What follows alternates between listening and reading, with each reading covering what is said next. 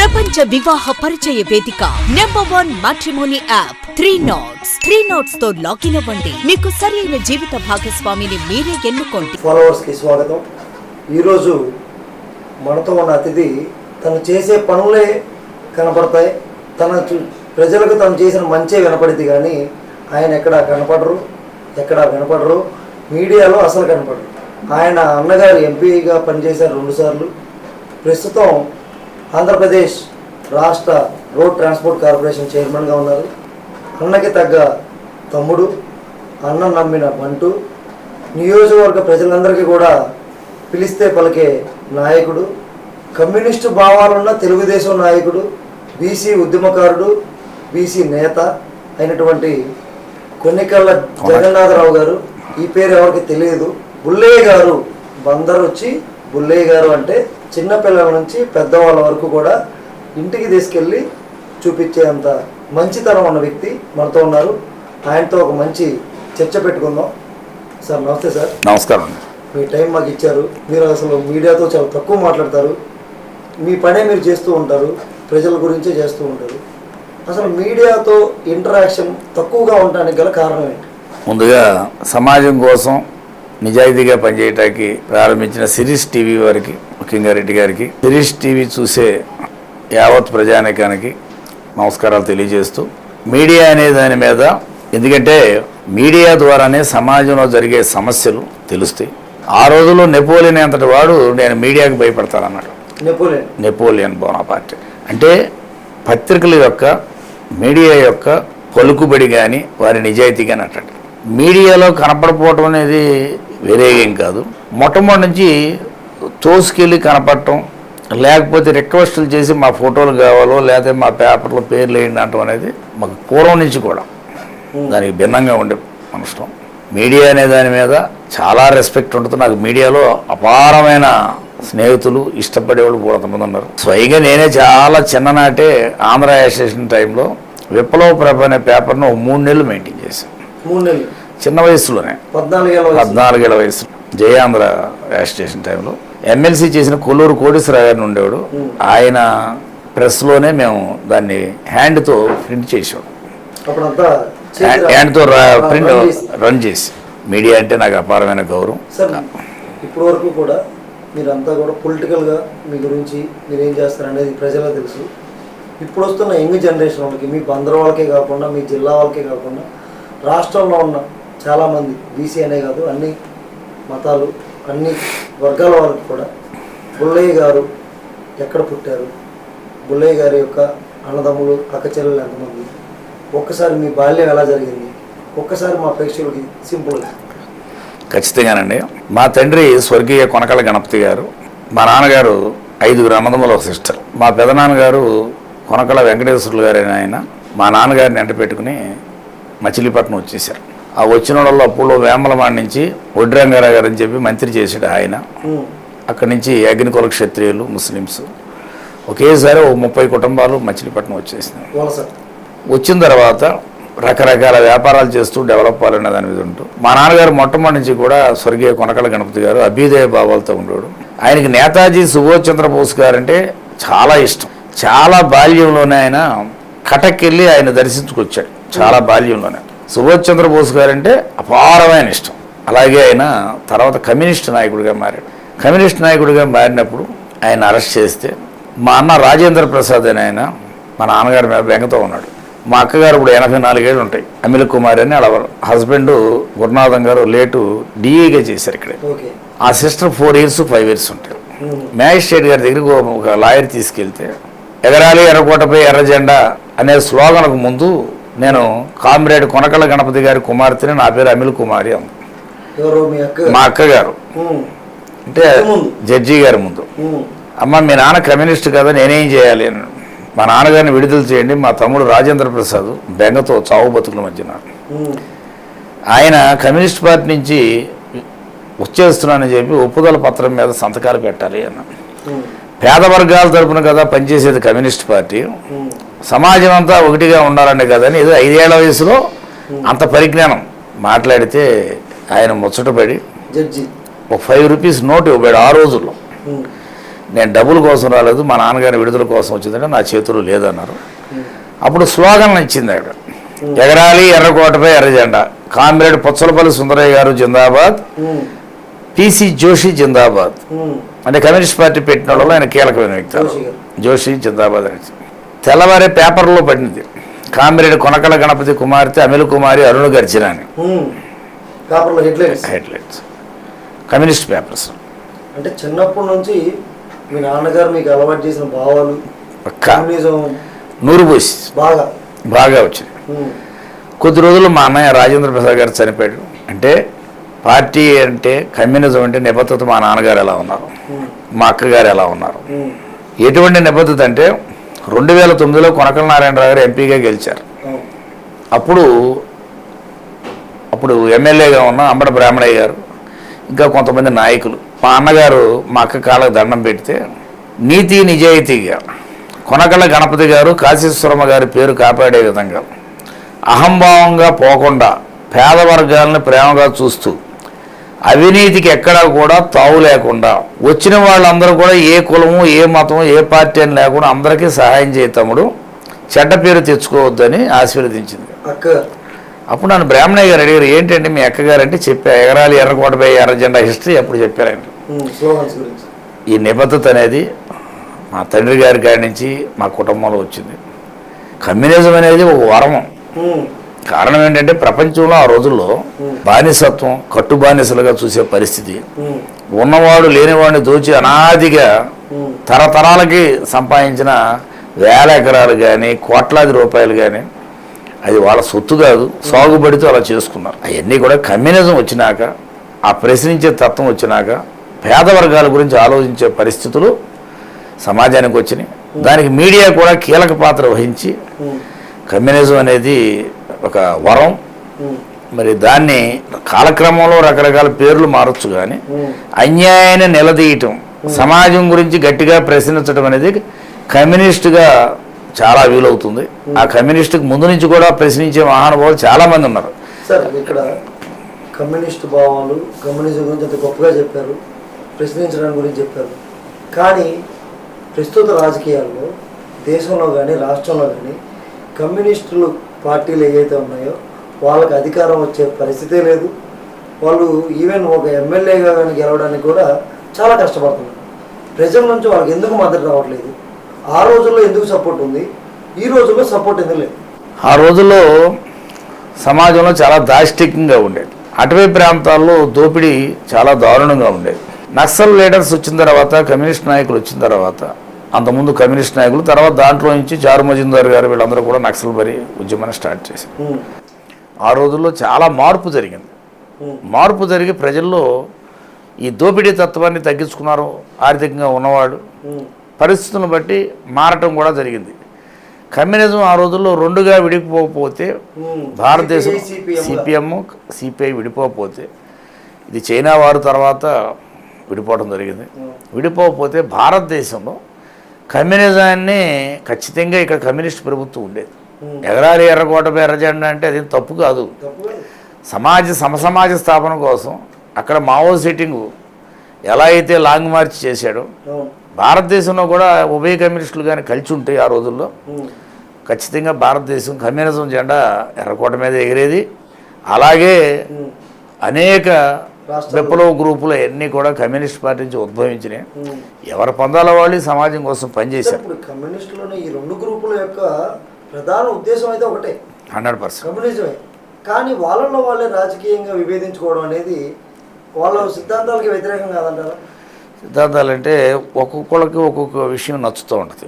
ఆ నాయకుడి మీద ఇష్టం ఉన్నవాళ్ళు ఆ పందాలోకి వెళ్ళిపోతారు, ఈ నాయకుడి మీద ఇష్టం ఉన్నవాడు ఈ పందాలోకి వెళ్తారు. మీరు అన్నట్టు భారతదేశంలో కమ్యూనిజం నశించడానికి కారణం కొన్ని మార్పులు భారతదేశ వ్యాప్తంగా వచ్చినాయి. 1971లో ఇందిరాగాంధీ గారు భూగరిష్ట పరిమితులు పెట్టింది,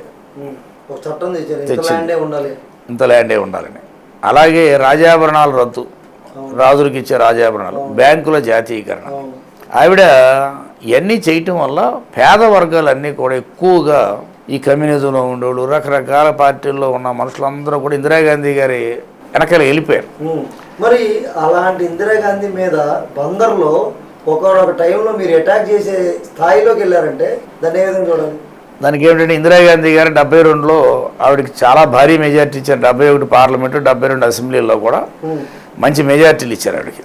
ఇచ్చిన తర్వాత ఆవిడ జయప్రకాష్ నారాయణ గారు, లోక్ నాయక్ జయప్రకాష్ నారాయణ గారు అవినీతి వ్యతిరేక ఉద్యమం ప్రారంభించాడు.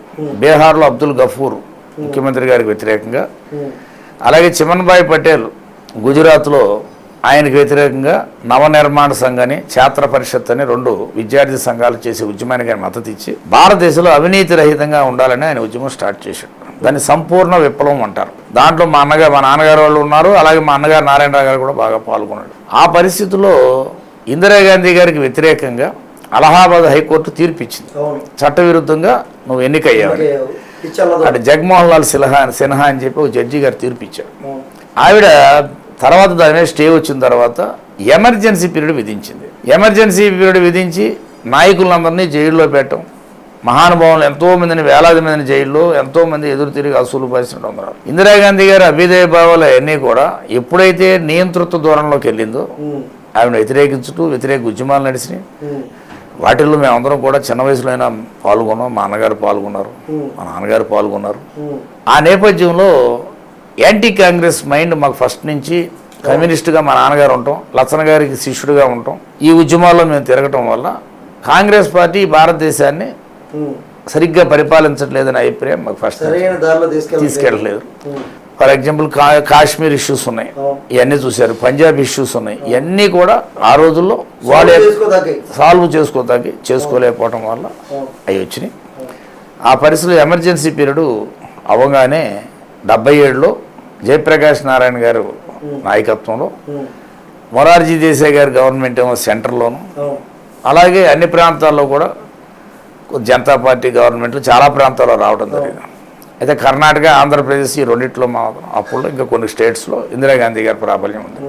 ఇందిరాగాంధీ గారు 1980లో ఆవిడ చెన్నారెడ్డి గారు, స్వర్గీయ చెన్నారెడ్డి గారు, ఇందిరాగాంధీ గారు బందర్లో పెరేడ్ గ్రౌండ్స్లో పెద్ద భారీ మీటింగ్ కండక్ట్ చేశారు. అప్పుడు మేమంతా యువకులు, మా అన్నగారి నాయకత్వం, కొనకల నారాయణరావు గారి నాయకత్వంలో మేమందరం పనిచేస్తూ ఉండేవాళ్ళం. Anti Congress mind. మీరట్లో చరణ్ సింగ్ గారి మీద రాళ్ళు ఇసిరారు. మేము దానికి నిరసన తెలియజేయటానికి భారీ సంఖ్యలో రాళ్ళు ఇసరపోయాము. రకరకాలుగా కోడిగుడ్లని రకరకాల. అప్పుడు లాఠీ చార్జీ జరిగింది, తెలపారు. ఆ లాఠీ చార్జీలో నాకు అన్కాన్షియస్ స్టేజ్కి వెళ్ళి చాలామంది గాయాలని, బాగా 3 రోజులుగా నాకు సృహరాల. నన్ను చూడటానికి గౌతులచ్చన్ గారు, మన అడ్డే శోభనాథరావు గారు, మన శంకర సత్యనారాయణ గారు, చాలా పెద్ద పెద్ద లీడర్స్ అందరూ కూడా ఆ రోజుల్లో హాస్పిటల్కి వచ్చారు. అయితే ఇందిరాగాంధీ గారు మీటింగ్ క్యాన్సిల్ చేసుకోవాల్సి వచ్చింది. చెన్నారెడ్డి గారు కూడా ఒకప్పుడు గౌతులచ్చన్ గారు శిష్యుడిగానే ఉన్నాడు. అదే చెన్నారెడ్డి గారు ఇందిరాగాంధీ గారితో పాటు వచ్చి అక్కడ ముఖ్యమంత్రి హోదాలో ఉన్నాడు. కానీ ఇవాళ ఉన్నంత హార్డ్ మైండ్లు ఆ రోజు లేవు. మమ్మల్ని అరెస్టే చేశారు తప్ప కాల్ చేయటం అటువంటివి చేయలేరు. అరెస్ట్ చేశారు, ఒక నెల రోజులకి బెయిల్ వచ్చింది. 307 కట్టారు మా మీద, హత్యా ప్రయత్నం కేసులు కట్టారు. అట్లా ఇందిరాగాంధీ గారి మీద దాడి చేసాం. దాడి అనేదాన్ని ఒక గర్వంగా చెప్పుకోకూడదు, ఎందుకంటే ఆ ఏజ్లో ఇప్పుడున్న ఆలోచన పరిణితి ఆ ఏజ్లో ఉండదు. కాబట్టి అగ్రెసివ్గా ఉన్నమాట వాస్తవమే. అది తప్పు. ఆవిడ మీటింగ్ మీద మీరు దాడి చేయటం అని మా నాన్నగారు ఖండిస్తూ మాట్లాడాడు. గౌతులచ్చన్ గారు కూడా ఆవిడ మీటింగ్ మీరు వెళ్ళటం ఏంటి, దౌర్జన్యం ఏంటని మమ్మల్ని మందలించారు తప్ప హాస్పిటల్లో చావు బతుకుల మధ్యలో సానుభూతి ఏం చూపించడం, ఇలాంటివి చేయకూడదు, వెళ్ళొద్దు అని మందలించారు. మేము ఇందిరాగాంధీ గారి మీద, ఆ రోజున చెన్నారెడ్డి గారి మీద, నాదెల భాస్కరా గారు కూడా అప్పుడు ఆయన బహుశా న్యాయశాఖ మంత్రి అనుకుంటా. తర్వాత ఆ కేసు చాలా తర్వాత కొట్టేశారు. ఈలోపే మేము కూడా కొన్ని పరిస్థితుల్లో కాంగ్రెస్ పార్టీలో చేరటం జరిగింది. ఏది ఎవరి మీద అయితే రాళ్ళేశారో, ఎవరికి వ్యతిరేకంగా కాంగ్రెస్ వ్యతిరేకంగా ఉన్న భావజాలం ఉన్నారో అదే పార్టీలో మళ్ళీ చేరాం. ఎందుకు? వాస్తవ పరిస్థితులు ఏంటంటే, ఎన్ని పోరాటాలు చేసినా, ఎన్ని ప్రజల సమస్యల మీద పోరాడుతున్నా, నాటి నుంచి కూడా కుల ప్రభావాలు ఉన్నాయి, అశ్రిత పక్షపాతాలు ఉన్నాయి, అన్నీ ఉన్నాయి. మా నాన్నగారు చనిపోయినాక స్వర్గీయ కొనకల గణపతి గారు, మేము ఇక్కడున్న సంబంధాలతో పేర్ని కృష్ణమూర్తి గారితో మంచి సంబంధాలు ఉన్నాయి. మా నాన్నగారి కాడి నుంచి, మా నాన్నగారికి అయినా బాగా ఇష్టం, తండ్రి. అట్లా మేము కృష్ణమూర్తి గారిని, మా నాన్నగారు వాళ్ళంతా కలిసి ఉండేవాళ్ళు కాబట్టి మేము అలా ఉదాహరణ వేసుకుంటూ ఉండేవాడు. 1984లో ఇందిరాగాంధీ గారు చనిపోయారు, ఆవిడని కాల్చేశారు. అప్పుడు మేమందరం కూడా ఏడ్చాం. ఎందుకంటే ఆవిడ సమాజంలో చాలా హాస్యాస్పదంగా ఉంది సార్. ఆవిడ మీదే రాళ్ళేశారు, ఆవిడ చంపారని మళ్ళీ ఏడ్చాం. కారణం ఏంటంటే ఒక ఏజ్లో తెలిసి తెలియక రకరకాల నిర్ణయాలు తీసుకుంటాం. ఒక ఏజ్ వచ్చిన తర్వాత వాస్తవాల్లోకి వెళతాం. ఆవిడ నిజంగానే భారతదేశానికి గొప్ప మేలు ఏం చేసింది. ఆవిడ పాకిస్తాన్ ఇండియా యుద్ధం తర్వాత బంగ్లాదేశ్ని విడిపోతే దాన్ని ఇవాళ బంగ్లాదేశ్ కానీ ఆవిడ ఆ రోజున పూనుకోకపోతే, పాకిస్తాన్ మీద ఆ రోజున విజయం సాధించకపోతే భారతదేశానికి ఇంత రక్షణ ఉండేది కాదు. ఇవాళ మోడీ గారు ఎలా రక్షణ కలగజేస్తున్నారు, ఆ రోజుల్లో ఇందిరాగాంధీ గారు కలగజేస్తే వాజ్పేయి గారు లాంటి మహానుభావుడు పార్లమెంట్లో అపరకాడిక ఇందిరాగాంధీ ఆవిడ చేసిన నిర్ణయం వల్ల భారతదేశం సురక్షితంగా ఉందని ఆయన ఇచ్చాడు అంటే అపోజిషన్ లీడర్ ఇందిరాగాంధీ గారి యొక్క గొప్పతనం. అవన్నీ తలుచుకుని ఇందిరాగాంధీ గారు కాల్చివేయబడిన విధానం మీద నిజంగా మనస్ఫూర్తిగా బాధ కలిగి తెగేడ్చాం చాలా రోజులు. Indira Gandhi is a great leader. నియంతృత్వం చాలా చోట్ల ఆ నియంత్రణలు చూస్తే ఇవాళ గతంలో రకరకాల పరిస్థితులు రకరకాల దేశాల్లో రకరకాల రాష్ట్రాల్లో కనపడే నియంత్రణలు చూస్తే ఆవిడ చాలా బెటర్ అనిపిస్తుంది. కాబట్టి ఇందిరాగాంధీ గారి మీద ఆ రోజున ఆ ఏజ్లో చేశాం, కానీ అది కరెక్ట్ కాదు. సార్ ఇప్పుడు మీరు ఫస్ట్ నుంచి మీకు నాన్నగారి ప్రభావం వల్ల, అక్కడికి వచ్చే నాయకుల ప్రభావం వల్ల కమ్యూనిస్ట్ భావాలు ఉన్నాయి. తర్వాత కొద్ది రోజులు ఇందిరాగాంధీ గారి ప్రభావం వల్ల కాంగ్రెస్లో జాయిన్ అయ్యారు, తర్వాత టీడీపీలోకి వచ్చారు. ఇప్పుడు బయట చూస్తే చాలామంది పెద్ద పెద్ద నాయకులు అందరూ ఫోటోలు ఉన్నాయి, స్వాతంత్ర సమరయోధులు, వాళ్ళందరూ కూడా అన్ని రకాల పార్టీలకు సంబంధించి ఉన్నారు. మీరు ఒక పార్టీలో ఉంటూ వేరే పార్టీ నాయకుల ఫోటోలు ఎంత ధైర్యంగా పెట్టుకున్నారంటే దాని అర్థం ఏంటి సార్? పార్టీ అనేది ఓటేసుకోవడం వరకే. పార్టీలు రకరకాల పార్టీలు దేనికి ఏర్పడతాయి? సమాజంలో మేము ఇన్ని మంచి పనులు చేస్తాం, మా ప్రభుత్వాలు గద్దెనెక్కితే ప్రజలకు మేము మేలు చేస్తామని వస్తాయి. అందరిది ఏమో ప్రజల కోసమే. వచ్చిన తర్వాత వాడు సరిగ్గా చేస్తారా లేదనేది కాల పరిస్థితులను బట్టి, లేకపోతే వాడి యొక్క మనస్తత్వాలను బట్టి జరుగుతాయి. సమాజంలో ముందు అందరం కూడా మనుషులు, బార్బేరియన్ కల్చర్ దాటేసి వచ్చిన వాళ్ళం, ద్వేషభావాలన్నీ కూడా దాటి వచ్చిన వాళ్ళం. సమాజానికి మెసేజ్ ఏంటంటే అందరినీ గౌరవించాలి. ఆ ఫోటోలన్నీ కూడా ప్రపంచంలో గొప్పతనం, మంచి మంచి సమాజం కోసం పనిచేసిన మహానుభావులు, కాల్పులు కొరిగిన వాళ్ళు, అనేక పోరాటాలు చేసిన మహానుభావులు. సమాజం మారాలా. ఈ సమాజంలో మన బాధ్యత గుర్తెరిగి మనం పనిచేయాలా. బ్రిటిష్ వాళ్ళకి వ్యతిరేకంగా పోరాడిన వాళ్ళు కొంతమంది, బానిసత్వానికి వ్యతిరేకంగా పోరాడిన వాళ్ళు కొంతమంది, ఈ సమాజంలో అనేక సంస్కరణలు తీసుకొచ్చిన మహానుభావులు, సంస్కరణ కోసం యావత్ జీవితాన్ని త్యాగం చేసిన మహానుభావులు ఫోటోలు అన్నీ అక్కడ ఉన్నాయి. వాళ్ళందరూ ఈ సమాజం కోసం చాలా కష్టపడి పనిచేశారు. కాబట్టి రోజు నేను పూజ చేస్తాను, వాళ్ళకి హారతి కూడా ఇస్తాను. నాకు తృప్తి. దేవుళ్ళకి దండం పెడతాం కదా, అందరికీ మంచి చేయండి అంట. అంతేగాని ప్యాకెట్లో ముక్కపడాలను, ఎన్నికల్లో గెలవాలను, వాళ్ళు 1000 కోట్లు సంపాదించుకోవాలనే ఉండవు. ఇక అది వాళ్ళ దురదృష్టం. ఆ టైప్ చేసేవాడు అదొక దురదృష్టం. భూమి మీద మనం శాశ్వతంగా ఉంటలా. ఒక మిత్రుడు పంపించాడు, ఒక రోజు చదివా నేను. పుట్టేటప్పుడు పేరు ఉండదు, ఊపిరి వస్తుంది. పోయేటప్పుడు పేరు ఉండదు, ఊపిరి పోద్ది. ఒక బ్యాంక్ ఆఫీసర్ నాంచారి గారు నాకు మంచి స్నేహితుడు, మంచి ఇష్టడు. అంటే పేరు నిలుపుకోవాలి అంటే తరతరాలకి సంపాదించి మూట కట్టుకుందామంటే కుదరదు. ఎక్కడికి వెళ్తుంది? మొలతాడు కూడా తెంపేస్తారు. మొలతాడు కట్టుకున్నాడు పడుకోబెట్టి దహన సంస్కారాలు కానించి పాతీయటం కానీ చేస్తారు కదా. తెలియక వీళ్ళు ఆ అవినీతి వలయాల్లో చిక్కుకుంటారు రకరకాల పార్టీలో ఉన్న వ్యక్తులు. అవన్నీ కూడా కరెక్ట్ కాదనే సిద్ధాంతంలో మా నాన్నగారి కాడి నుంచి మేము వచ్చాం కాబట్టి వాటికి అంత ప్రాధాన్యత. కష్టపడి మా అన్నగారు రొయ్యల చెరువుల్లో సంపాదించాడు, కాంట్రాక్టర్ సంపాదించాడు. దాన్నే రాజకీయాలకి ఖర్చు పెట్టాం, ప్రజలకి ఖర్చు పెట్టాం. అప్పులనే సహజంగా ఉంటాయి, ఎందుకుంటాయి? ఎక్కడి నుంచి అవినీతి మార్గంలో దగ్గరికి రానివ్వం కాబట్టి ఉంటాయి. అయినా ధైర్యం ఉంటుంది, ధీమా ఉంటుంది. మేము ఎవరి మీద డిపెండ్ అవ్వలేదు, ఎవరి మీద యాచించి డబ్బుల కోసం ఇబ్బందులు పెట్టలేదు. సమాజాన్ని దోపిడీకి గురి కానివ్వకుండా చేసామనే ఒక తృప్తి ఉంది. అందుకనే రాజకీయ నాయకులు చేస్తారు, చాలా మంది అన్ని పార్టీలో ఉంటారు. వాళ్ళని మనం ఏం చేయగలిగింది లేదు. కాలమే వాళ్ళకి సమాధానాలు చెప్పుకుంది అనేది నా అభిప్రాయం.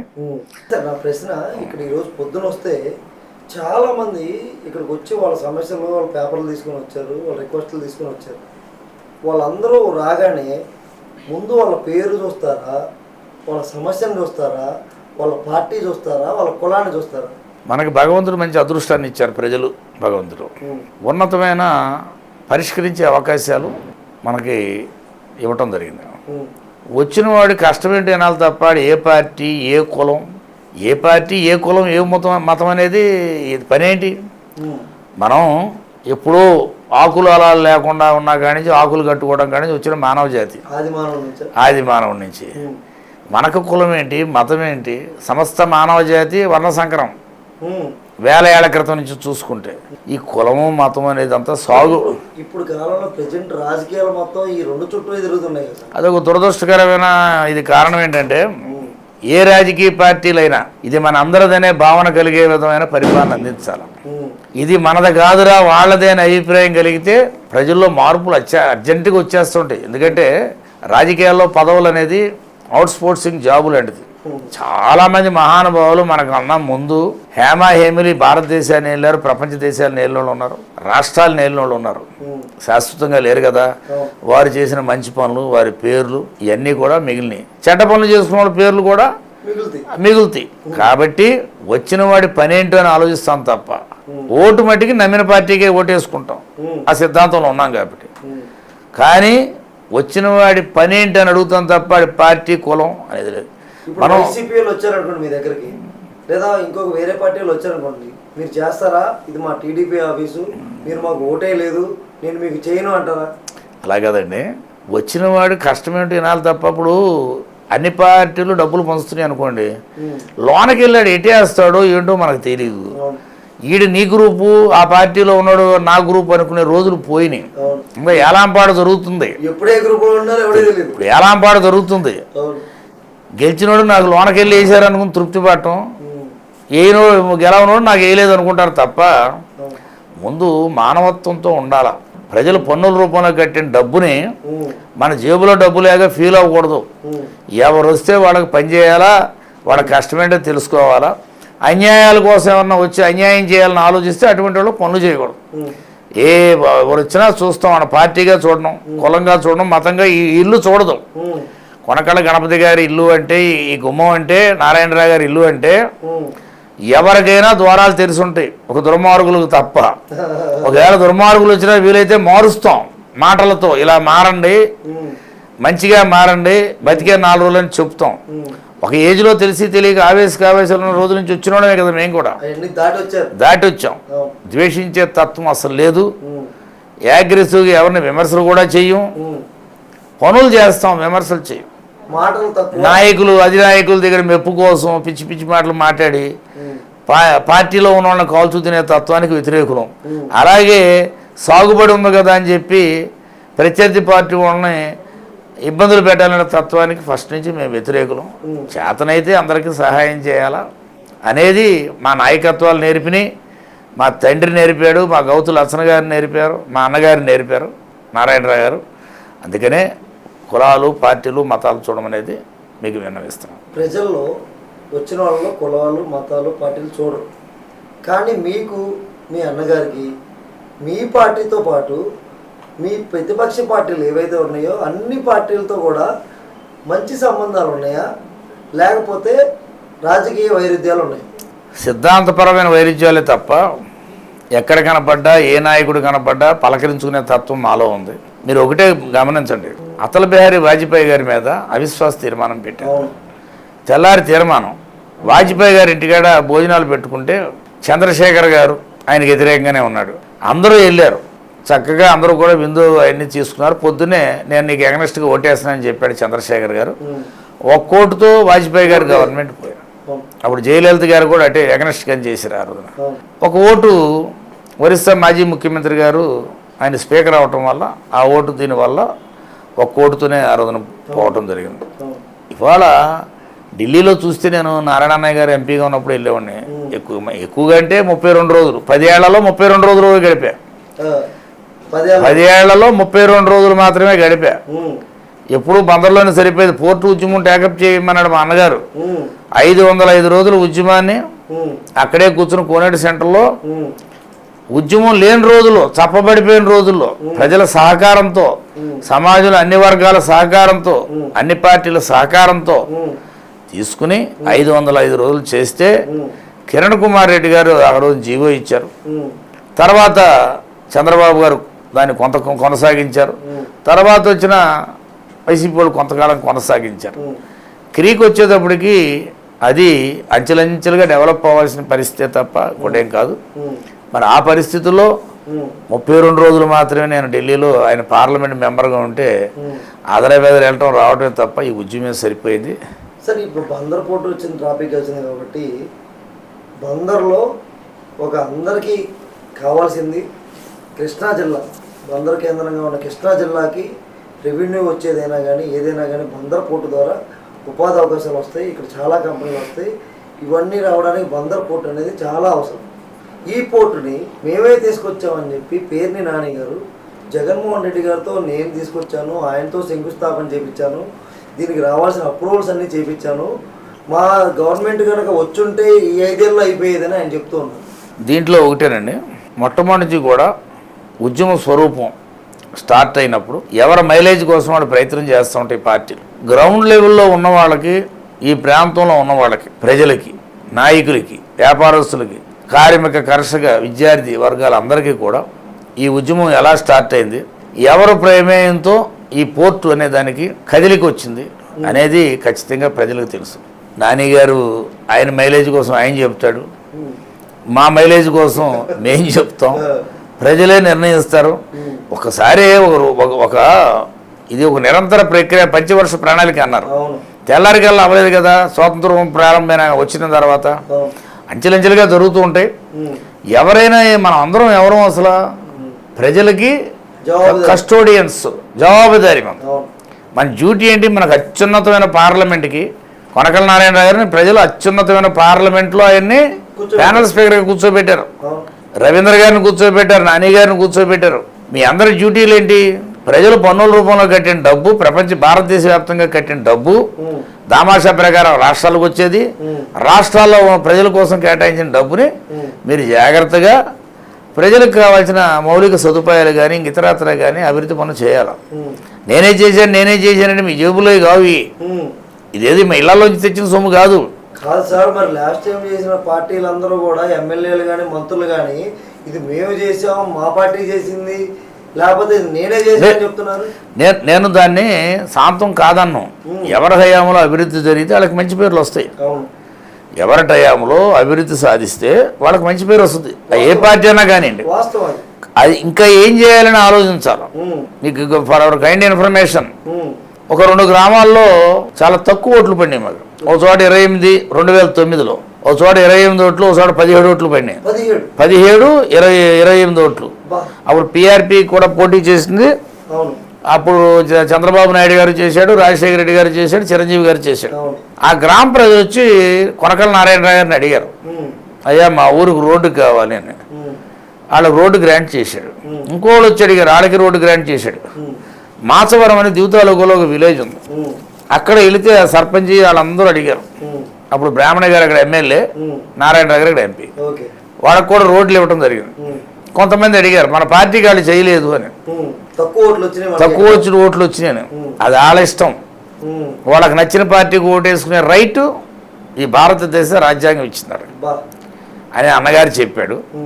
వాళ్ళకి రోడ్లు ఇచ్చాము. మాకు 200 ఓట్లు 180 ఓట్లు మెజార్టీ నెక్స్ట్ ఎలక్షన్కి 2014కి వచ్చింది. సరే, నేను చెప్పేది ఏంటంటే దీంట్లో మీకు మనవి చేసేది, అసూయ ద్వేషాలు మానేయాల, నేను అనే అహంభావ మాటలు మానేయాల. మనందరం కృషి వల్ల మీ అందరి సహకారంతోనే భాషే మంచిది. నేననే పదాలు ఎవరు కూడా కొట్టుకున్నా అదొక డబ్బా, సొంత డబ్బాల కింద వస్తుంది. కాబట్టి ఎవరి హయాంలో జరిగిన డెవలప్మెంట్ మాదని చెప్పుకోవడం తప్పులేదు, దాన్నే రోజు వెళ్ళవేసుకోకూడదు అనేది మా అభిప్రాయం. పివి నరసింహారావు గారు ఆర్థిక సంస్కరణ తెచ్చిన గొప్ప వ్యక్తి, ఎకనామిక్ రిఫార్మ్స్. ఆయనకి ఇవాళకి కూడా చెప్తాం, ఆయన గురించి చెప్తాం, ఇందిరాగాంధీ గారి గురించి చెప్తాం, మన్మోహన్ సింగ్ గారు నిజాయితీపరుడు, ఆయన టైంలో 2G స్పెక్ట్రం కానీ ఆధార్ కుంభకోణం కానీ ఇవన్నీ కూడా ఆ రోజుల్లో జరిగినాయి, అవన్నీ చెప్తాం. మోడీ గారి టైంలో అవినీతి రహితంగా దేశభక్తియుతంగా మరి పక్క దేశాలతో భారతదేశ వ్యాప్తంగానే కాకుండా ప్రపంచ దేశాల్లో ఓ హీరో వర్షిప్ ఇండియాకి వచ్చింది ఇవాళ. దానికి మరి మోడీ గారు తీసుకున్న నిర్ణయాలు అనేది ధైర్యంగా చెప్పగలను. అలాగే చంద్రబాబు నాయుడు గారు విజన్ ఉన్న నాయకుడు కాబట్టి ఆయన టైంలో ఆంధ్రప్రదేశ్ ఉమ్మడి ఆంధ్రప్రదేశ్ ఎలా డెవలప్ అయిందని కూడా ఖచ్చితంగా చెప్తూ ఉంటాం. మరి అనేక సంస్కరణలు ఆయన కూడా ఆ రోజుల్లో తీసుకొచ్చాడు, చెప్తూనే ఉంటాం. అలాగే రాజశేఖర రెడ్డి గారి హయాంలో ఆయన కొన్ని సంస్కరణలు తీసుకొచ్చాడు, అవన్నీ చెప్తూ ఉంటాం. మేము అనేది ఎవరిని కించపరచకూడదు. మనం నీ టైంలో ఏం జరిగింది, నా టైంలో ఏందని చెప్పాలా. మరి తమిళనాడు కానీ, కర్ణాటక కానీ, కేరళ కానీ, మహారాష్ట్ర ఇవన్నీ కూడా అపోజిషన్ పార్టీ వాళ్ళు రూలింగ్ అందరూ కలిసి వెళ్ళి సెంట్రల్ దగ్గరికి వెళ్ళి వాళ్ళకి కావాల్సిన నిధులు తెచ్చుకుంటారు, వాళ్ళ ఇండస్ట్రీస్ డెవలప్ చేసుకుంటారు. ఆంధ్రప్రదేశ్లో దౌర్భాగ్యం ఏంటంటే చాలాగా ఉమ్మడి ఆంధ్రప్రదేశ్ నుంచి కూడా కలిసి రాకపోవటం వల్ల ఏమవుతుంది, మన వాయిస్ గట్టిగా వినపడదు. విడిపోతే నష్టపోతాం. విడిపోవడం వల్ల ఎంత నష్టం జరిగింది ఇవాళ. ఆ రోజున కొనకళ్ళ నారాయణరావు గారు చావు దాకా వెళ్ళాడు 2014లో పార్లమెంట్లో. దేనికి ఏమంత ఉద్యమాలు నేను విడిపోవాల్సి వచ్చింది ఆ రోజున. మనం దురదృష్టం. ఆ రోజున ఉద్యమాన్ని వ్యతిరేకించిన వాళ్ళు ఇవాళ ఉన్నత పదవుల్లోనే ఉన్నారు. ఆ రోజున విడిపోదామని వెళ్ళలేదు కదా వాళ్ళు, కానీ వాళ్ళు ఉన్నారు. ఇవాళ ప్రజల్లో భావోద్రేకాలని క్యాష్ చేసుకుందామనే ఆలోచన రాజకీయ నాయకులు కానీ వ్యక్తులు కానీ మానాల. భావోద్రేకాలు తేకూడదు, వాళ్ళకి వాస్తవాలు చెప్పాలని నా ఉద్దేశం. కాబట్టి ఎవరు ఏ ఉద్యమాలు చేశారన్నా, ఎవరు ఏం చేశారన్నా వాస్తవాలు ఏంటనేది వాళ్ళ గుండెల మీద వేసుకుంటే అర్థమవుతుంది. కానీ మీరు చెప్పే ఈ మాటలన్నీ కూడా ప్రస్తుత రాజకీయాలకు అస్సలు సూట్ అయ్యే మాటలే కాదు సార్. దురదృష్టం. వాజ్పేయి గారు ఈ మధ్యన ఒక స్టేట్మెంట్ అయింది, పాత స్టేట్మెంట్ చూశారు. ఆయనకు పూర్తిగా అనారోగ్యంతో ఉన్నాడు. ఆయన కిడ్నీలకు సంబంధించి, లివర్లకు సంబంధించి చేసుకోవాలి. ఆయన ఉన్నతమైన వైద్యం కావాలి. ఆయనకి వెళ్ళాలంటే ప్రభుత్వం ఇచ్చేది చాలు. ఆయనకి పార్లమెంట్ మెంబర్లతో పాటు ఒక కమిటీ వేసి ఆ కమిటీ ద్వారా చైర్మన్గా ఆయన్ని పెట్టి ఇతర దేశాలకి పంపించారు. ఎవరు? రాజీవ్ గాంధీ గారు, వాజ్పేయి గారిని ఆ కమిటీని. దాని ద్వారా అక్కడికి వెళ్ళి ఆయన ఆపరేషన్ అన్నీ చేయించుకున్నాడు. వాజ్పేయి గారు ఏ పార్టీలో ఉన్నాడు, రాజీవ్ గాంధీ గారు ఏ పార్టీలో ఉన్నాడు? మానవతా దృక్పథంతో. అంతేగాని ప్రత్యర్థి పార్టీ నాయకుడు చచ్చిపోవాలి, వీళ్ళు కొంపలని పడిపోవాలా, ఇంకోటి వస్తాడు కదా ఈ భూమి మీద. వస్తాం. మనమేం పర్మనెంట్ కాదు, మనది టెంపరీగా వస్తాం, వెళ్ళిపోతాం. ఇప్పుడు ఈ సృష్టిలో కోటాను కోట్ల మందిని పాతివేయబడిన సమాధి ఇది ప్రపంచం. ఆ సమాధి మీద ఎక్కడో ఒక చోట కూర్చుని ఉన్నాం. మనకు అవ్వం అనుకోకూడదు, ఎప్పుడోకప్పుడు వెళ్ళిపోతాం. మనం వెళ్ళేలోపు మంచి పనులు చేయాలా, అసూయ ద్వేషాలకు దూరంగా ఉండాలా, సమాజం ఎడల మంచి అభిప్రాయాలతో ఉండాలా, సహాయం చేసే తత్వాన్ని అలవరుచుకోవాలా. మనం పొగడ్తలు అనేది ఎంత ప్రమాదమో పూర్వం నుంచి చెప్తూ ఉండడు. ఈ పొగడ్తలకు అలవాటు పడిపోతున్నారు చాలా సంవత్సరాల నుంచి. భజన అంటే ఎంత భజన అంటే, ఇప్పుడు నన్ను భజన చేయాలా, ఆ బుల్లయ్య గారి హెయిర్ బాగుంటుందండి, కర్లింగ్ హెయిర్ కళ్ళలో పడిపోతుంది అంటారు. నాకేమో జుట్టు లేకపోయి నా బాధలో నేనున్నా. పింక్ కలర్ అంటారు. పింక్ కలర్ కాదు, నేను మంచి రంగులో ఉన్నానని నాకు తెలుసు. కానీ అవునా కాదనే డౌట్ వచ్చే పరిస్థితిలో పొగడ్తలు వచ్చాయి. ఒకప్పుడు భట్రాజులు వాళ్ళ వృత్తి ఉండేది, భట్రాజు రాజులను పొగట్టం కానీ ఈ కానీ ఏదో వాళ్ళ పొట్టకూటికి. కానీ వాళ్ళందరూ కూడా భట్రాజులు వెళ్ళిపోయారు, లేరు పాపం. రాజకీయ నాయకులే భట్రాజుల వృత్తి టేకప్ చేసేసి పొగిడి నాయకుడు కూడా కడుపులో అసహ్యంగా ఉండదు. ఏంది ఎంతసేపు పొగుడుతున్నాను నన్నని, కానీ ఏం చేయలేని స్థితిలో ఉంది. ఇవాళ వాస్తవాలు మరుగున పరుస్తూ మాట్లాడటం అనేది అలవాటు అయిపోయింది నేటి రాజకీయాల్లో. సార్ ఇప్పుడు ఒక ఎమ్మెల్యే దగ్గరకు వచ్చే నాయకులు కానీ, ఎమ్మెల్యే మినిస్టర్ దగ్గర నాయకులు కానీ, రాష్ట్ర నాయకత్వం దగ్గరికి కానీ, సార్ మీరు చెప్పేది తప్పు, అలా కాదు ఇలా చేద్దాం అని చెప్పే నాయకులు ఉన్నారు అసలు?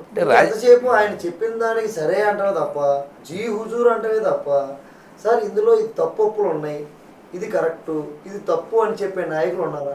ప్రతి మనిషి కూడా నేను ఇంటర్వ్యూలో చెప్పే విషయాలు అంతరాత్మ ప్రకారం వినాల్సిందే. ఎందుకంటే నాయకులకేమో వినే టైం లేదు. పూర్వం నాయకులు టంగుటూరు ప్రకాశం పంతులు గారు, సుందరయ్య గారు, గౌతులచ్చన గారు, తెన్నేటి విశ్వనాథం గారు కానీ, లేదా సంజీవరెడ్డి గారు కానీ, లేదా తరిమిల నాగిరెడ్డి గారు, చాలా పెద్ద నాయకులు, హేమాహేములు, వాళ్ళందరూ కూడా చాలా గొప్ప నాయకులు, చాలా బిజీగా ఉండే నాయకులు. లచ్చన గారు కానీ వీళ్ళందరూ ప్రజల కోసం పనిచేస్తూ ఆచార్య ఎన్జీ రంగయ్య గారు చక్కగా కూర్చోబెట్టి మాట్లాడే పరిస్థితి, భుజం మీద చేసి ఎలా ఉన్నావు అని. కొత్తగా మనం బిజీ సృష్టించేసుకున్నాం. అందుబాటులో లేకుండా అవసరం తీర్చుకునేటప్పుడేమో మనం బాగా అందుబాటులోకి వెళ్తాం, కాసేపు వెళ్ళిపోతాం. తర్వాత ఏం చేస్తాం? కరెక్టే మీరు చెప్పింది, కడగటం కూడా ఉంటుంది. తర్వాత అందుబాటులో ఉండం. మనకు అందుబాటులో ఉన్నాం. ప్రజలు ఏమి ఆశిస్తారు? ఎంపీ నుంచి, ఎమ్మెల్యే నుంచి, మంత్రుల నుంచి, ముఖ్యమంత్రుల నుంచి, అపోజిషన్ లీడర్ నుంచి ఏం ఆశిస్తారు? వాళ్ళు ఏదైనా పని కోసం వెళ్తే చేస్తారు, మాట్లాడితే చాలు. సాధ్యమైతే చేయలేదు లేదు. బిజీ నటించుకుంటూ పోతే వాళ్ళు నటిస్తారు. ప్రజలు అన్నీ అబ్జర్వ్ చేస్తూ ఉంటారు. టెంపరీగా భజన బృందాలను చూసి మనకెందుకులే వీళ్ళతో న్యూసెన్స్ అని వదిలేస్తారు. కానీ కాలం ఊరిని గిర్రని తిరిగి వస్తుంది ఖచ్చితంగా. అప్పుడు ప్రజల చేతిలో మన మొర ఎవరు ఆలకించరు. సిరికించెప్పుడు శంఖచక్రములు చూడన్నారు చూసారా, గజేంద్ర మోక్షం ఆ టైప్ అయిపోద్ది. కాబట్టి ఖచ్చితంగా రాజకీయాల్లో ఉన్నవాళ్ళు ద్వేషభావాన్ని నూరిపోయకూడదు. తన పబ్బం గడుపుకోవడానికి పిచ్చి పిచ్చి వాగ్దానాలు చేయకూడదు. రాజకీయాల్లో నిబద్ధతతో ఉండాలి. మనం సార్ ఇప్పుడు రాజకీయాల్లో ఈ నిబద్ధత ఇవన్నీ మాట్లాడుకోవడం కూడా నా దృష్టిలో వేస్ట్ అని నేను అంటాను సార్. ఎందుకంటే ఇప్పుడు రాజకీయాలు మారిపోయాలి. ప్రతి ఒక్కటి కూడా పబ్లిసిటీ రావాలి, డబ్బులు రావాలి, రేపు వచ్చే ఎలక్షన్లో ఖర్చు పెట్టడానికి సరిపడా సంపాదించాలి అంతే. ఈ మధ్యలో జరిగే అన్నీ కూడా మీరు చెప్పారా, వాళ్ళు సృష్టించే బిజీ తప్ప వేరేది లేదు. ఇంకొకటి, ఇంత నాలెడ్జ్ ఉంది మీకు సమాజం పట్ల కానీ, ప్రజల పట్ల కానీ, వాళ్ళ సమస్య పట్ల కానీ, వాటిని ఎలా తీర్చాలి, ఒక నాయకుడు ఎలా ఉన్న ఎంత నాలెడ్జ్ ఉంది. ఇంత నాలెడ్జ్ ఉన్న మీరు ప్రత్యక్ష రాజకీయాల్లోకి ఎందుకు రావట్లేదు? చదువుకున్న రోజుల్లో నేను విద్యార్థి నాయకుడిగా ఉన్నాను, కాలేజీ ప్రెసిడెంట్గా. మా అన్నగారు కొనకళ్ళ నారాయణరావు గారి ఇన్స్పిరేషన్తో నేతాజీ టౌన్ స్టూడెంట్ ఆర్గనైజేషన్, ఆ రోజున ఎమర్జెన్సీ పీరియడ్ కానీ చిన్న వయసులోనే Netaji town student organization TSO అని ఉండదండి. దాని ద్వారా అభ్యుదయ భావాలతో రోడ్లు ఓడవటం, వారానికి ఒకసారి కొన్ని వందల మందితో కాలువలు పూడికలు తీయటం, వాళ్ళు లేక సిమెంట్ కాలువలు కావడం, చెట్లు నాటడం, పేదరికంతో ఉన్న చదివించడం చాలా చాలా సంవత్సరాలు చేసి మేము NSS వాళ్ళు చేసేవాళ్ళు. ఆ డ్యూటీ మేము మా అన్నగారి నాయకత్వంలో చాలా క్రితం చేసాం.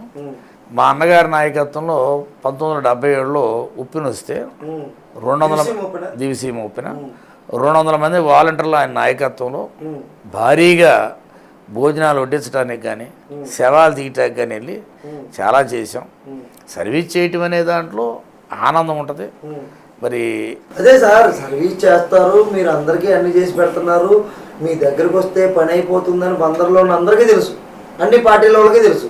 నేను అడిగేది అది కాదు. మీరు ఎమ్మెల్యేగానో ఎంపీగానో ఒక రాజ్యాంగ పదవి తీసుకొని అత్యున్నతమైన పార్లమెంటుకు, అసెంబ్లీకు ఎప్పుడు వెళ్తారు? నాకు ఆ కోరిక లేదండి. కారణం ఏంటంటే మా అన్నగారిని, నారాయణరావు గారిని అనేక రాజకీయ పార్టీలో ఉన్న అందరికీ చాలామందికి ఎమ్మెల్యేలుగా గెలిపించడానికి, ఎంపీగా గెలిపించడానికి మా వెనకాల ఉన్న అత్యున్నతమైనగా ప్రేమించే మనుషులు అందరూ కూడా పార్టీ రహితంగా, లేకపోతే కులాలకి మతాలకు అతీతంగా మాకు జిల్లాల్లో కానీ పక్క జిల్లాలో అపారమైన ఫాలోయర్స్ ఉన్నారు. అనేక మందిని రాజకీయంగా అందరూ ఎక్కించాం. వాళ్ళందరి కోరిక మీద కొనకళ్ళ నారాయణరావు గారిని ఎమ్మెల్యే చేయాలనే దాని మీద 1992-93లో ఆలోచన రావడం జరిగింది. అప్పుడు వచ్చిన కారణాల్లో, రకరకాల కారణాల వల్ల టైం పట్టింది. అప్పటి నుంచి కూడా నారాయణరావు గారిని ఎమ్మెల్యేగా చూడాలి, ఎంపీగా చూడాలి, జిల్లా పరిషత్ చైర్మన్గా చూడాలని మా కేడరే అభిమానించేవాళ్ళు కాకుండా ఈ సమాజం కూడా చూసింది. కానీ నాకు ఇక్కడ ఒక క్వశ్చన్ ఉంది సార్. నాకు తెలిసి దేశంలో చాలా తక్కువ మంది ఉంటారు, మన రాష్ట్రంలో అయితే ఎవరు లేరు. అసలు కౌన్సిలర్గా కానీ, కార్పొరేటర్గా కానీ, సర్పంచ్గా కానీ, అట్లీస్ట్ వార్డు మెంబర్గా కూడా గెలవకుండా ఒక ఎంపీగా గెలిచారంటే అది ఎలా సాధ్యమైంది? కొనకళ్ళ నారాయణరావు గారు ఎక్కువగా గౌతు లచ్చన గారి దగ్గర ఉండేవాడు. లచ్చన గారి దగ్గర బహుజన ప్రెస్ అని ఉండేది. మా నాన్నగారు స్వర్గీయ కొనకళ్ళ గణపతి గారికి, లచ్చన గారికి ఒక చాలా అంతా కాదు, ఆయన ఆత్మ, అంతరాత్మ ఆయన. నారాయణరావు గారు ఎక్కువగా లచ్చన గారి ఇంటికాడ ఉండటం వల్ల ఆ నాయకత్వ లక్షణాలు అవన్నీ కూడా పుణికిపుచ్చుకున్నాడు. ఆయన దాంట్లో మనం 1000 వంతు 100 వంతు లేదా ఉంటాం, అది వేరే సబ్జెక్ట్. లచ్చన గారి యొక్క ఆలోచన విధానాల వల్ల నాయకత్వ లక్షణాలు ఫస్ట్ నుంచి మా నాన్నగారు స్వర్గీయ కొనకళ్ళ గణపతి గారి నుంచి కూడా ఉండటం వల్ల వచ్చినాయి. 2008లో గౌతు లచ్చన గారి విగ్రహావిష్కరణ పెట్టాం.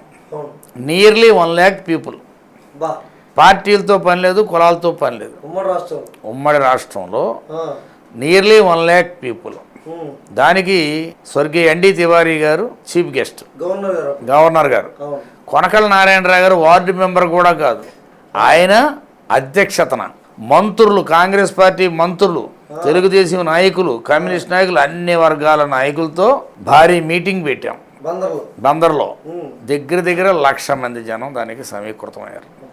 చాలామంది దారిలో వానల వల్ల అయిపోవటం కూడా జరిగింది ఆ రోజున. అవును, అప్పుడు ఈ ఎర్రమనాయుడు గారు ఆ, దాంట్లో చాలా యాక్టివ్ రోల్ తీసుకున్నారు. మా అన్నగారు పెట్టిన దీంట్లో లచ్చన్ గారి అబ్బాయి శివాజీ కానీ, బందర్లో ఉన్న అపోజిషన్ ఎమ్మెల్యేలు కానీ, చైర్మన్ కానీ అన్ని వర్గాల వాళ్ళు కూడా సహకరించారు ఆ రోజున. అవును, గౌతు లచ్చన్ గారిని పార్టీగా చూడరు. అవును, గౌతు లచ్చన్ గారు అనేవాడు స్వాతంత్ర సమర యోధుడు ఒక నాయకుడు. అంతే. అవును, తర్వాత అట్టడుగు వర్గాల కోసం అందరూ పనిచేయాలి కాబట్టి ఆయన పనిచేసాడు. కానీ గౌతు లచ్చన్ గారు జాతీయ నాయకుడు, అవును, ఈ భారతదేశ స్వాతంత్రం కోసం పోరాడిన మహానుభావుడు. అటువంటి లచ్చన్ గారి విగ్రహానికి అంతమందిని తీసుకురావటం అంటే అది ప్రజల సహకారంతో కొనకళ్ళ నారాయణరావు గారి నాయకత్వంలో, కొనకళ్ళ నారాయణరావు గారి అధ్యక్షతన జరిగింది. ఒక గవర్నర్ వస్తే ప్రైవేట్ పర్సన్ అధ్యక్షతన జరగదు, అసలు జరగదు, ప్రోటోకాల్లో జరగదు. శైలజారామయ్య గారు, శ్రీధర్ బాబు గారి భార్య, ఇక్కడ కలెక్టర్ ఆ రోజున శైలజారామయ్య కలెక్టర్. కలెక్టర్ అవును, 8 మందిని 9 మందిని ఎలక్ట్ చేయాలా. 100 మంది ఎక్కారు ఆ వేదిక. ఎమ్మెల్యేలు అందరూ వెనక్కి కూర్చున్నారు, మంత్రులు కూడా వెనకాలే కూర్చున్నారు. వాళ్ళు కూడా కొనకళ్ళ నారాయణరావు గారు వేరే పార్టీ, ఆయనకి ఎందుకు మేము క్రేజ్ కలగజేయాలనే ఆలోచన ఉంటే వాళ్ళ మీటింగ్ కూడా రారు కదా. అవును, కొనకళ్ళ నారాయణరావు గారు అంటే ఆయన్ని ఒక గౌరవంగా చూసుకునే తత్వం ఉంది. ఆయన తలపెట్టింది లచ్చన్ గారి విగ్రహావిష్కరణ సమాజానికి ఉపయోగం. ఒక పార్టీకి పార్టీలు లేవు, సంబంధం లేదు. పార్టీలు లేవు, అన్ని పార్టీలు అందరు నాయకుడు ఆయన. అందరు నాయకుడు. అవును, మరి బందర్లో దానికి అందరూ సహకరించారు. దాంట్లో ఏమి మనం కాంగ్రెస్ గవర్నమెంట్ డబ్బులన్నీ డబ్బులు అనేది మీరే తీసుకొచ్చారు. ప్రజలు ఒక దగ్గరగా వాళ్ళు ఒక 80% 90% డబ్బులు వాళ్ళే వేసుకుని వాళ్ళే లారీలు వేసుకొస్తే మాకు 40 లక్షలు 50 లక్షలు మాకు పర్సనల్గా అయింది. చెరువులు గిరువులు వ్యాపారాలు ఉన్నాయి కాబట్టి మా అన్నగారు వాటిని వెనకాడు కాబట్టి జరిగింది. కానీ ప్రజల సహకారంతోనే అయింది, పార్టీలు కాదు. దాంట్లో బాబు గారు ముఖ్యమంత్రి కాదు అప్పుడు, పార్టీలు అయితే అసలు జరగదు సార్ ఇది. రాజశేఖర రెడ్డి గారు ముఖ్యమంత్రి, బాబు గారు అపోజిషన్ లీడర్, అలాగే చిరంజీవి గారు పిఆర్పి నాయకులు, వారు ఎవ్వరూ లేరు. ఇది కేవలం గౌతు లచ్చన్న గారి విగ్రహావిష్కరణ. వచ్చిన తర్వాత నారాయణరావు గారు 2009లో చంద్రబాబు నాయుడు గారు ఆయనకి ఎంపీకి టికెట్ ఇవ్వడం జరిగింది. ఎంపీ టికెట్లో దేశం అంతా కొట్టుకుపోయింది. తెలుగుదేశం 45 తక్కువ మంది గెలిచారు అప్పుడు. 5గురే గెలిచారు. ఉమ్మడి రాష్ట్రంలో 5గురే గెలిచారు. అవును, 5గురిలో నారాయణ గారు ఒకరు. ఇక్కడ మరి అది మేమేదో గొప్ప ఇదని చెప్పుకోం.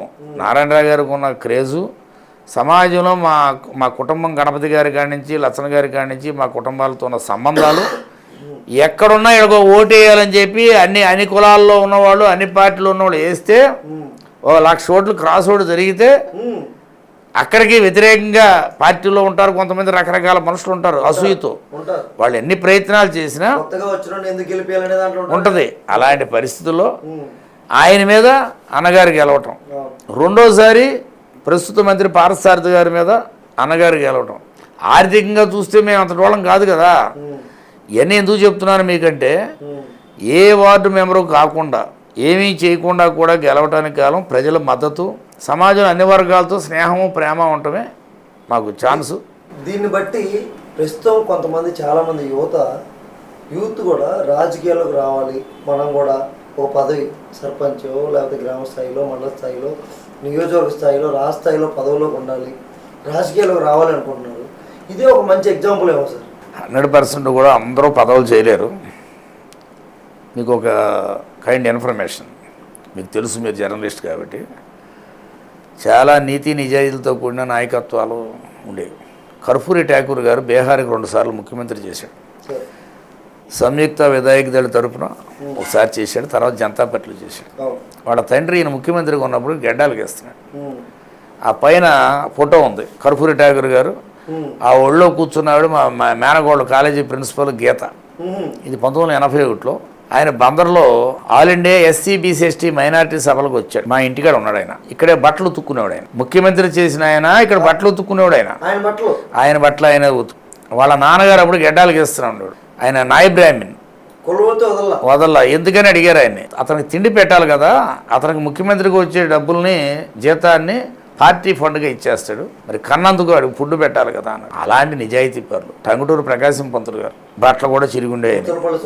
పుచ్చలపల్లి సుందరయ్య గారు, గౌతు రాస్తారు, బట్టలు కూడా చిరిగిన. రైల్వే ఛార్జీలకు ఎత్తుక్కోవాల్సి వచ్చేది ఆ మహానుభావుడు టంగుటూరు ప్రకాశం పంతులు గారు. ఇప్పుడు అసలు నాకు తెలిసి సర్పంచ్, ఎంపీటీసీ, ఎంపీపీ, జెడ్పీటీసీ వీళ్ళే పదవి వచ్చి రావడం అనేసి ఒక ఎస్యూవీ కారు తిరిగి వేస్తున్నారు.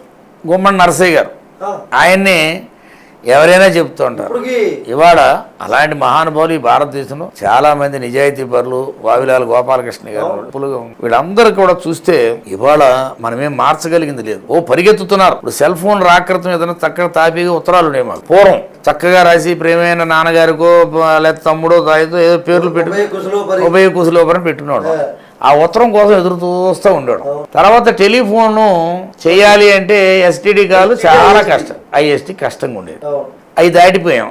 డైరెక్ట్గా సెల్ ఫోన్లో ఇవాళ ఆడియో వీడియో అన్నీ వచ్చాయి. నిమిషం కూడా ఆలోచించే పరిస్థితులు లేకుండా ఇవన్నీ రావటం వల్ల ఎవడ మంచి చేస్తున్నాడు, ఎవడ చెడు చేస్తున్నాడు, ఎవడ చెప్పేది నిజం, ఎవడ నిజాయితీపరుడు, ఎవడ దొంగ, ఈ సమాజం కోసం నిజంగా పోరాడి నాయకత్వాల్లోకి వచ్చిన వాళ్ళు ఎవరు, గాలిలో నాయకులైన వాళ్ళు ఎవరైనా కూడా తెలుసుకునే టైం లేని ఒక పరిస్థితికి వచ్చారు. రంగులు రాట్నం తిరుగుతుంటది కదా, ఆగంగానే కళ్ళు తిరిగితే కదా, ఆ టైపులో ఇవాళ ప్రజల పరిస్థితి అలా వచ్చింది. కానీ ప్రజలు అన్నీ గమనిస్తారు. మంచి ఎవరో చెడు ఎవరో అందరూ కూడా వాళ్ళకి ఖచ్చితంగా తెలుసు.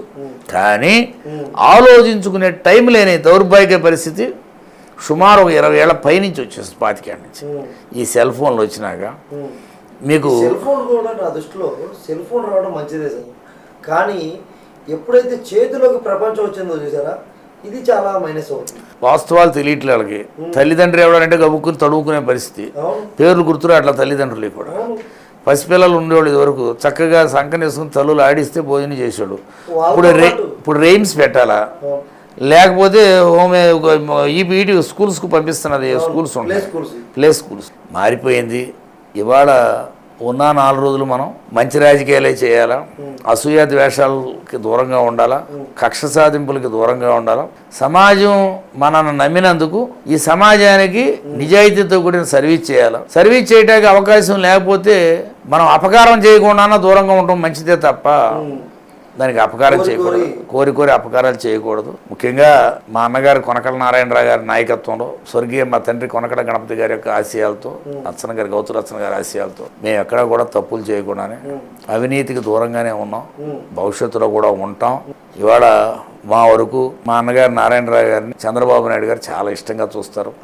ఆయన గురించి చాలా గొప్పగా కూడా ఆయన అభిప్రాయాలు. ఎందుకంటే పార్టీ విషయంలో మేము చాలా నిబద్ధతతో ఉంటాం, సమాజంలో కూడా నిబద్ధతతో ఉంటాం. ఎందుకంటే ఆయన 3 సార్లు మాకు ఎంపీ టికెట్ ఇచ్చాడు, ఇవాళ ఆర్టీసీ చైర్మన్ ఇచ్చాడు. పార్టీ కోసం, పార్టీ ఎదుగుదల కోసం ఎప్పుడు చేస్తాం. పార్టీలో ఎక్కడ కూడా క్రమశిక్షణ తప్పి ఎక్కడ వెళ్ళలేదు. కూటమి ప్రభుత్వంలో అంత్యంత ఇప్పటికే సీనియర్గా ఉండి అన్ని పదవులు ఇచ్చిన ఆయనకి కూడా మళ్ళీ ఆర్టీసీ చైర్మన్ లాంటి ఒక ప్రాధాన్యమైన పదవి ఇచ్చారంటే ఆయన మీద చాలా నమ్మకం. మా అన్నగారు అలాగే ఉంటాడు, మేము అలాగే ఉంటాం. కాకపోతే పార్టీ పేరు మీద సమాజాన్ని విడగొట్టే భాష ఉపయోగించం, పార్టీకి నష్టం కలగజేయం. అదే సార్, ఇప్పుడు ప్రతి ఒక్కళ్ళు కూడా ఏమనుకుంటారంటే ప్రస్తుత రాజకీయాలు ఎలా అయిపోయిందంటే స్వోత్కర్ష లేకపోతే పరనింద. వాళ్ళని దూషించడం, ఎంత మాట పడితే అంత మాట అనడం, ఇంట్లో వాళ్ళని తీసుకురావడం, ఆడవాళ్ళని ఇన్వాల్వ్ చేయడం, ఇలాంటి భాషలు వాడడం. మీరు ఇందాక చెప్పారు పెద్ద పెద్ద వాళ్ళు పుచ్చలపల్లి సుందరయ్య గారు లాంటి వాళ్ళందరూ కూడా అపోజిషన్ లీడర్తో కలిసి టీ తాగేవాళ్ళు. ఇది ఏమైనా సమస్యలు ఉంటే చెప్పు, నేను చేస్తా, ఇప్పుడు నేను గెలిచా కదా, ఈసారి నువ్వు గెలిచినప్పుడు నేను చెప్తానే. అంత సామరస్యపూర్తి వాతావరణం ఉండేది.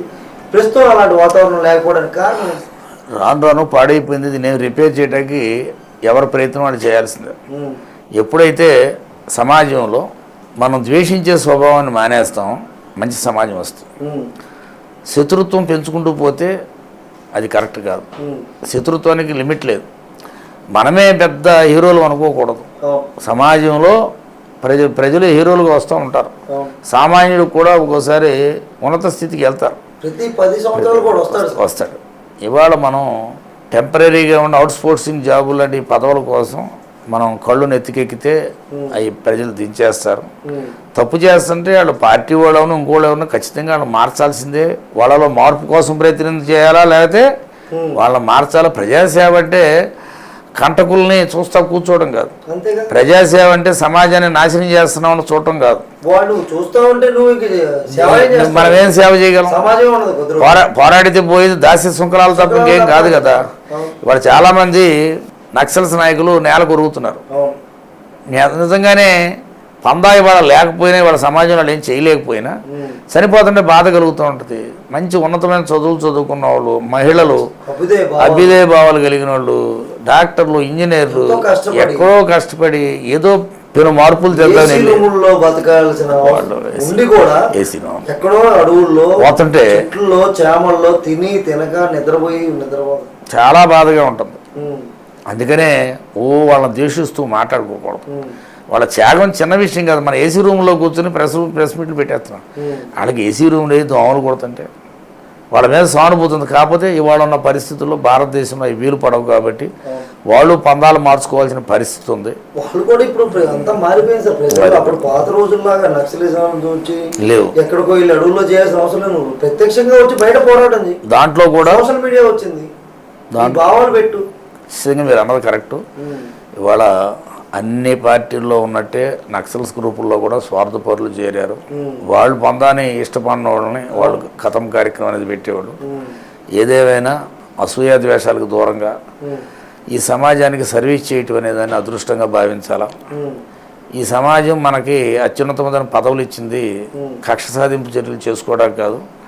ఈ సమాజంలో మనకు విలువలను ఇచ్చేది నువ్వే కులం ఏ పార్టీ అనేది పనులు చేయటానికి కాదు. మాకు తెలిసిందైతే మా అన్నగారు నారాయణరావు గారు ఎప్పుడు కూడా ఇదే బోధ చేస్తాడు. కొనకళ్ళ నారాయణరావు గారు ఆర్టీసీ చైర్మన్ అయ్యి సంవత్సరం ప్రమాణ స్వీకారం దాటింది. ఇంతవరకు నేను వాళ్ళ ఆఫీసు గుమ్మం కూడా తొక్కలేమండి. కారణం ఏంటంటే రకరకాల అపోహలు కలుగుతూ ఉంటాయి, రకరకాల వాతావరణాలు వస్తాయి. వాటికి మేమేమి దగ్గరికి కూడా ఉండం, మేము వాటికి చాలా దూరంగా ఉంటాం. ఎంపీగా ఉన్నప్పుడు కొనకళ్ళ నారాయణరావు గారు వాళ్ళ అబ్బాయి చైతన్య గణపతి కానీ కిరణ్ గణపతి కానీ ఎవరు కూడా ఎంపీ పదవిని దుర్వినియోగం చేయటం, పోలీసు అధికారుల దగ్గరకో రెవెన్యూ వాళ్ళ దగ్గరికి వెళ్ళటం తెలియదు. వాళ్ళు ఇప్పటికీ తెలియదు. నేను కూడా న్యాయం అయితే చేయండి, అవకాశం ఉంటే చూడండి అని రిక్వెస్ట్ అధికారుని ఎవరినైనా రిప్రజెంటేషన్ పంపించినప్పుడు చెప్పేవాళ్ళం. 99% ఎంపీ గారే అధికారులతో మాట్లాడేవాడు తప్ప మేము గ్రౌండ్ లెవెల్లో వాళ్ళతో మాట్లాడతాం. సమాజంలో అనేక సమస్యలతో వచ్చేవాళ్ళ మధ్య మాట్లాడతాం, వివాదాలు లేకుండా చేస్తాం. కాబట్టి అలా ఉండాలనేది నా యొక్క సూచన. కరెక్టే సార్, ఇప్పుడు అంతా బాగా చెప్పారు. ఒక రాజకీయ నాయకుడు ఏం చేయాలి, ప్రజలకు ఎలాంటి సేవ చేయాలి, పదవి వచ్చిన తర్వాత ఏం చేయాలి, పదవి రాకముందు ఏం చేయాలి, చాలా బాగా చెప్పారు. మరి మీ అన్నగారు 3 సార్లు పోటీ చేసి 2 సార్లు ఎంపీ అయ్యారు, ఇప్పుడు ఆర్టీసీ చైర్మన్గా ఉన్నారు. ఆయన హయాంలో బందరు కోసం, బందరు ప్రజల కోసం మీరు ఏం చేశారు?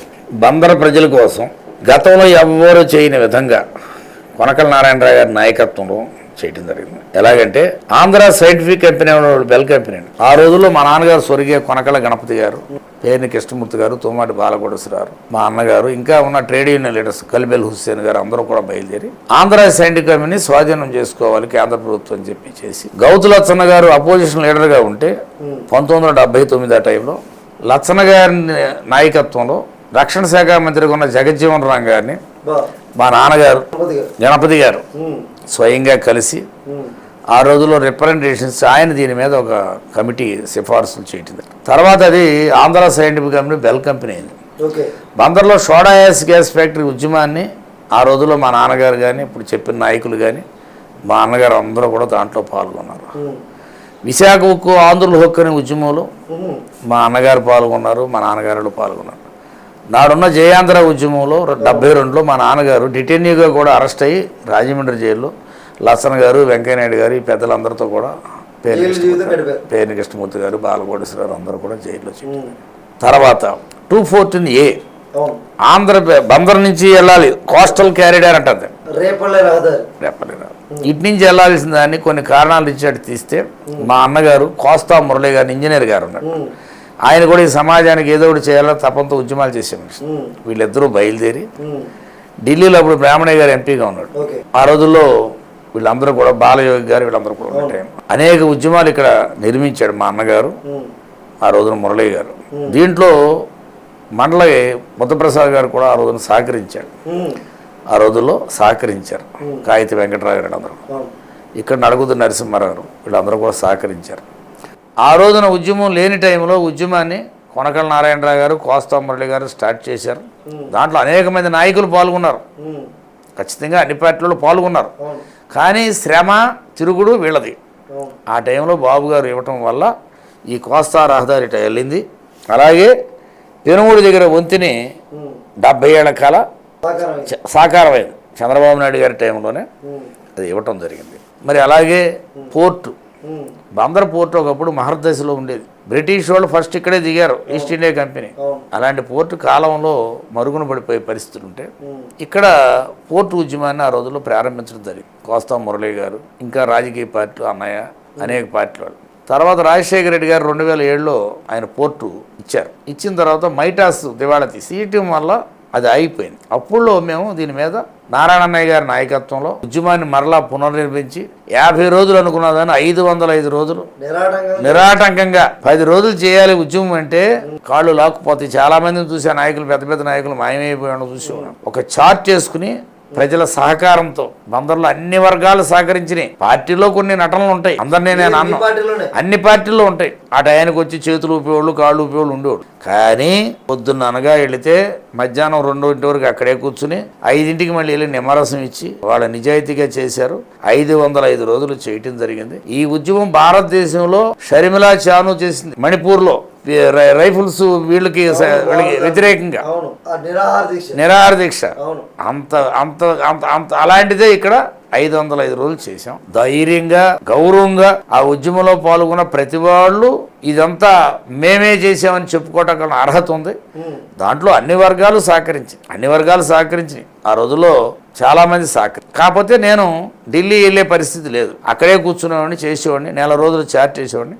రోడ్లు గోల్డ్ బాగా సహకరించారు, విద్యార్థి సంఘాలలో సహకరించారు. అనేక పార్టీలకు సంబంధించిన నాయకులు అందరూ కూడా ఏ రియల్ ఎస్టేట్ దగ్గర రూపాయి తీసుకోవాలా, వ్యక్తిగతంగా జేబులో ఖర్చు పెట్టాం.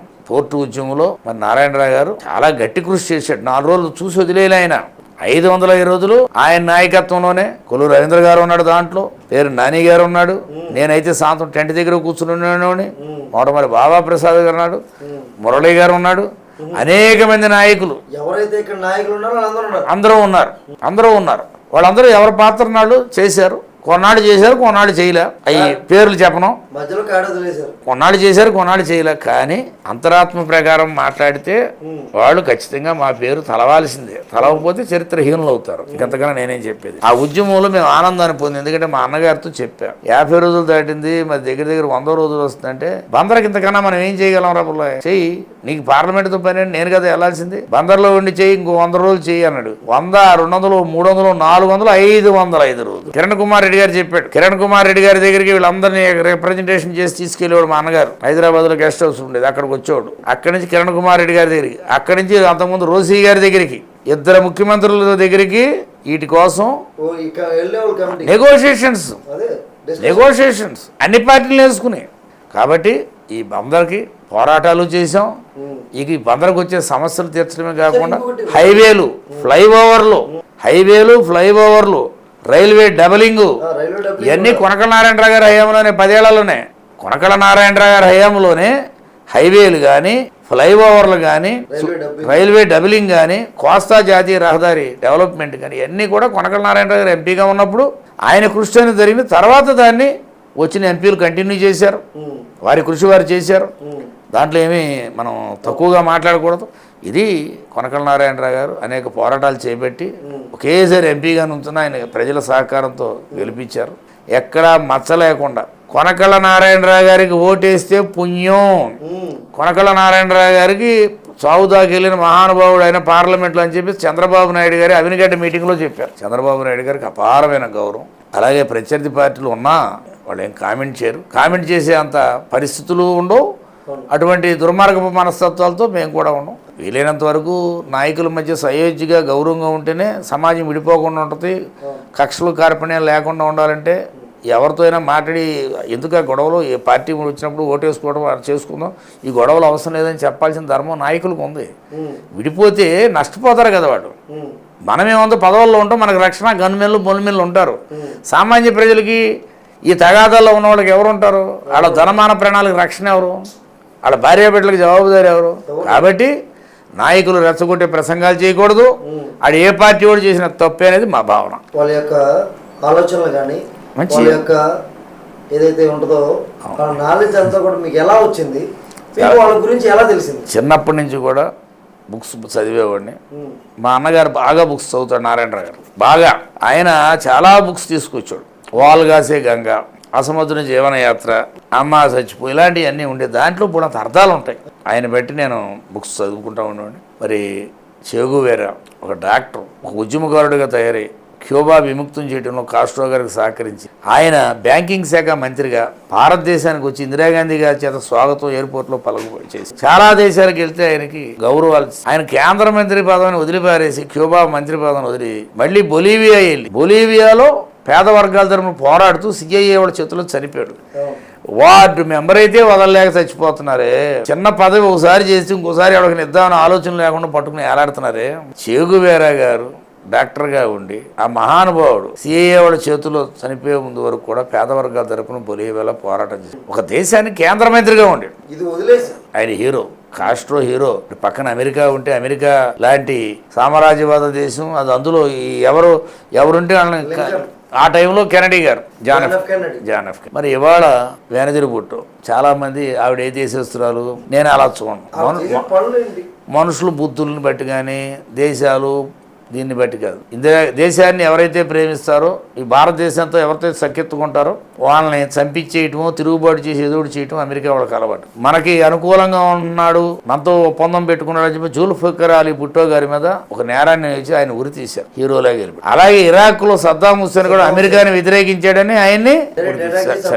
అలాగే కల్నల్ గడాఫీ లిబియా అద్భుతంగా పరిపాలించాడు, ఆయనకి అదే పని చేశారు. బెనజీర్ భుట్టోకి అదే పని చేశారు, షరీఫ్కి అదే చేశారు, ఇమ్రాన్ ఖాన్ గారు అదే చేశారు. ఎప్పుడు కూడా భారతదేశంతో సఖ్యత ఉండాలనే పరిణితి చెందిన పాకిస్తాన్ నాయకులు కూడా ఆలోచిస్తారు. కానీ అమెరికా వాళ్ళ చేతుల్లో కీలు బొమ్మలు ఉంటారు. ఆఫ్ఘనిస్తాన్ అద్భుతంగా ఉండే టైంలో డాక్టర్ నజీబుల్లా దానికి దేశాధ్యక్షుడు ఉన్న టైంలో అమెరికన్స్ ఈ లాడెన్ని గీడెన్ అందరిని ఎంకరేజ్ చేసి నడి రోడ్డు మీద ఆయన్ని ఉరి తీసి ఏలాడేశారు స్ట్రీట్లో, ఏది లైట్ స్తంభానికి. కాబట్టి ఎవరైతే పోరాడతారో, ఎవరైతే ఈ సమాజంలో ప్రశ్నిస్తారో, ఎవరైతే దేశం కోసం పనిచేస్తారో అటువంటి వాళ్ళందరినీ, ఇప్పుడు ఇరాన్ ఉంది, ఇరాన్ మీద ఇవాళ దాడి చేసి ఇరాన్ ఎంత విచ్ఛిన్నం చేశారు.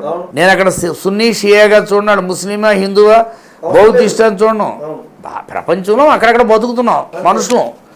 మానవ హక్కులకు ఎక్కడైతే ఉల్లంఘన జరుగుద్దో అక్కడ మనం పోరాడాలి. ఏ దేశంలోనైనా మంచి నాయకుల్ని ఇచ్చేయాలి. వాళ్ళ అవినీతి ఉంటే విమర్శిస్తాం, పోరాట తత్వం ఉంటే ఆ పోరాట తత్వాన్ని మనం. సార్ ఫైనల్గా మీరు అన్నగారు ఒక ప్రస్థానం, ఒక 20 ఏళ్ళుగా, అంతకుముందు నుంచి 30-40 ఏళ్ళుగా ప్రస్థానం. మరి ఒక వయసు అనేది అయిపోతుంది. మీ నుంచి కార్యకర్తలు కానీ, మీ కార్యకర్తల పిల్లలు కానీ వాళ్ళు వచ్చే టయానికి మేము నారాయణ గారు లేకపోతే బుల్లయ్య గారి మనుషులు, ఇప్పుడు వాళ్ళ అబ్బాయిలకి మేము చేయాలని వాళ్ళలో కూడా కోరికలు ఉన్నాయి. అవి కూడా కొన్ని మీ దాకా వచ్చాయి. మరి మీ పిల్లల్లో ఎవరైనా రాజకీయాల్లోకి వచ్చే ఉద్దేశం ఉందా? ఖచ్చితంగా. ఎందుకంటే మా తండ్రి స్వర్గీయ కొనకళ్ళ గణపతి గారి కాడి నుంచి, కొనకళ్ళ నారాయణరావు గారు మా అన్నగారి కాడి నుంచి కూడా సర్వీస్ చేయటం అనేది మా నాన్నగారికి 1936-37 కాడి నుంచి. తర్వాత మా నాన్నగారు చనిపోయిన తర్వాత, అంతకుముందు చదువుకునే రోజు ఖచ్చితంగా వాళ్ళని రమ్మని అడుగుతున్నాం. జనం అడుగుతున్నారు కాబట్టి రావాలా. మీరు అడుగుతున్నారు, జనం అడుగుతున్నారు మమ్మల్ని. నేను కూడా కాస్త ఈ సమస్యలన్నీ తీర్చడం కోసం, ఇది మన వదలరు వీళ్ళు, పదవులు ఉన్నా లేకపోయినా ప్రజా సమస్యలు తీర్చడం కోసం రాజకీయాల్లో ఉండాలని చెప్తున్నాం. కాలం నిర్ణయిస్తుంది. ఖచ్చితంగా ఈ కుటుంబానికి అపారమైన గౌరవం, విలువైన వేల సంఖ్యలో లక్షల సంఖ్యలో అనుచరులు ఉన్నారు. ఆ టైం గురించి మైకిచ్చుకుని మాట్లాడుకుంటే సరిపోతుంది. మాకు కారణం ఏంటంటే అంత ఇదిగా ఉండబట్టే మా నాన్నగారు ఫాలోవర్స్ అంతా మమ్మల్ని ప్రేమించి ఎంపీల దాకా తీసుకెళ్ళారు. ఏ పదవి అవసరం చెప్పే కదా మీకు. ఎన్డీ తివారీ గారు నారాయణరావు గారికి ఏ పదవి లేనాడు అధ్యక్షుడు వహించారు.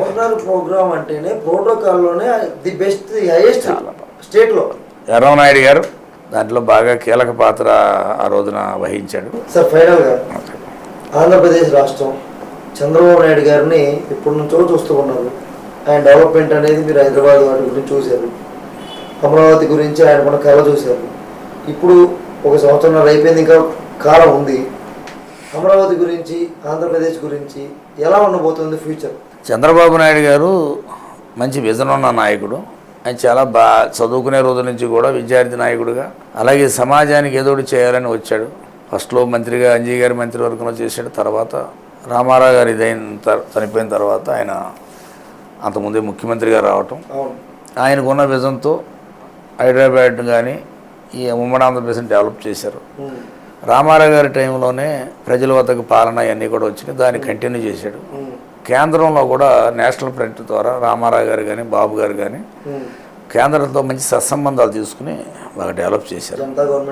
జనతా గవర్నమెంట్ వాజ్పేయి గారితో కానీ వీళ్ళందరూ చేశారు. ఎక్కడ కూడా ఈ కక్ష సాధింపాన్ని ఇష్టపడ్డారు, ఫస్ట్ నుంచి ఫ్యాక్షనిజాన్ని కూడా ఇష్టపడ్డారు, వివాదాలు తగాదాలు ఇష్టపడ్డారు, అందరూ సఖ్యతగానే ఉండమంటారు. ఆయన నాకు తెలిసి అభ్యుదయ భావాలతో పాటు అభివృద్ధి జయంగా పనిచేస్తాడు. ఆయన నిద్రపోవడం ఇతను నిద్రపోనే కాకపోతే యువతలో కూడా ఓపికొండరా ఆయన బాగా చేస్తున్నాడు. ఇవాళ అమరావతి మనం విడిపోయిన స్టేట్ అవ్వటం వల్ల మరి హైదరాబాద్ ఉండేది అంత దురదృష్టం కొద్ది విడిపోయాం. ఏదో ఒక రాజధాని కావాలి కాబట్టి ఒక రాజధానికి ఒక ప్రణాళికబద్ధంగా చేసుకొస్తున్నారు. అంచెలంచెలుగా డెవలప్ అవుతుంది తప్ప తెల్లారిగల్లా డెవలప్ అవుతాం. హైదరాబాద్ అంటే దాన్ని డెవలప్ కావడానికి కావాల్సిన పరిస్థితులన్నీ ఆ రోజున ఉన్నాయి. ఇవాళ అమరావతి ఒక రాజధానిగా డెవలప్ అయితే మనకి ఈ ప్రాంతాలన్నింటికి కూడా బాగుంటుంది. పార్టీకి నిజంగా సమస్య వస్తే ఎవరు నిలబడగలడు కూడా చంద్రబాబు నాయుడు గారికి తెలుసు. మరి ఇవాళ పార్టీ కార్యకర్తల కోసం కూడా ఆయన మరి సహాయాన్ని చేయటం అన్నీ కూడా జరుగుతున్నాయి. ఆయనకి టైం ఇస్తే ఖచ్చితంగా స్టేట్ని మరలా డెవలప్ చేస్తారని నమ్మకం పూర్తిగా ఉంది ప్రజలకి. సార్ కానీ ఇప్పుడు ప్రస్తుతం రాజకీయాలు ఎలా అయిపోయినాయంటే ఒక 10 పథకాలు చెప్పాలి, వాళ్ళకి ప్రతి నెలకు ఒకసారి 2 నెలలకు ఒకసారి అకౌంట్లో డబ్బులు వేయాలి. ఇది ఈ ఒక్క రాష్ట్రమే కాదు, మిగతా రాష్ట్రాల్లో కూడా ఉచితాల మీద వ్యతిరేకత బాగా పెరిగిపోయింది. ప్రజల్లో ఉచితాలను కోరుకునే వాళ్ళు ఎంతమంది ఉన్నారో ఇటువైపు నుంచి ట్యాక్సులు కట్టి మేము సంపాదించి మేము కష్టపడిన డబ్బుల్లో 30% ట్యాక్సులు కడితే ఈ డబ్బులు తీసుకెళ్ళి ఉచితాలకు ఇస్తే మరి మేము చేసే పనులు ఉపయోగం ఏంటి? ఈ ఉచితాల మీద మీ అభిప్రాయం ఏంటి? ఉచితం అనుకుంటూ వెళితే భవిష్యత్తులో కూడా ఇంటికాడే వాళ్ళకి వంట వండి మనమే పంపించాల్సిన పరిస్థితి వస్తుంది. సంసారం కూడా దగ్గర నుంచి చేయించాల్సిన పరిస్థితులు వస్తాయి. దీనికి ఏంటంటే బాబు గారు పూర్వం వీటికి కష్టపడమనే చెప్పాడు. ఇవాళ కూడా ఆ దిశగానే వెళ్తున్నాడు ఆయన. సంస్కరణలు తెల్లారిగల రావాలంటే కష్టం, ఎందుకంటే ప్రజలు ఒక దారిలో ఉండిపోయారు. పచారీ కొట్లుకి వెళ్ళేవాడు మా చిన్నప్పుడు, వెళ్ళి బెల్లం అడిగేవాడు, ఒక గడ్డ ఇస్తే చాలు ఇంకోటి పెట్టమని. చాలా నేను అనుకుంటే అడిగేశాను. మరి ఇంత మంచి భావాలు ఉన్నాయి, అందరితో మంచిగా ఉందాం, ఎవరితో గొడవలు వద్దు, ఈ అందరికీ సామరస్యంగా చేసుకుందాం, చేతనైంది చేద్దాం అనే మీ మీద 2004లో మడ్రేయడం జరిగింది. అసలు అది ఎవరు చేయించారు, ఎందుకు జరిగింది? అది లైఫ్లో దురదృష్టకరమైన సంఘటన. వాళ్ళు అసూయ ద్వేషాలతో ఎవరి ప్రబోధాలకు లోనయ్యి చేశారు. దానివల్ల వాళ్ళు పొందింది లేదు. ఆ రోజున ఆ ఇన్సిడెంట్ ఊహకు అందని ఇన్సిడెంట్. అప్పటికి 2 నెలల నుంచి దగ్గర నా దగ్గరికి వాళ్ళు తిరుగుతున్నారు. నాకైతే వాళ్ళ మీద అభిప్రాయాలు లేవు. ఆ రోజుకి ఇన్సిడెంట్ జరిగిన తర్వాత నేను హాస్పిటల్కి చేరాను. బందర్ హాస్పిటల్ కానీ ఇంకెక్కడా కూడా అంతమంది జనాన్ని చూసే అవకాశం, వేల సంఖ్యలో జిల్లా నలుమూలల నుంచి అన్ని పార్టీల వాళ్ళు అక్కడికి వచ్చి వేల సంఖ్యలో జిల్లా బంధుకు పిలిపించారు. నాకు ఏ పదవి లేదు. ఆ రోజున 2004 మార్చి 20 జరిగింది.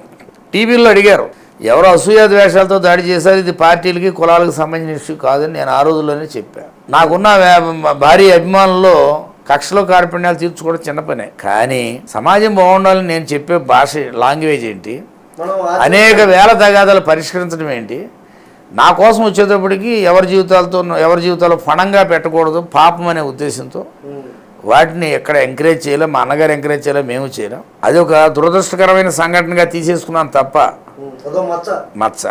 ఆ రోజున అనుకోకుండా వచ్చిన కుర్రాడు కేసులో ముద్దాయిగా పెట్టారు. అతను కూడా ఒక రోజున కొత్తపాలెం మీటింగ్కి వెళ్ళాను.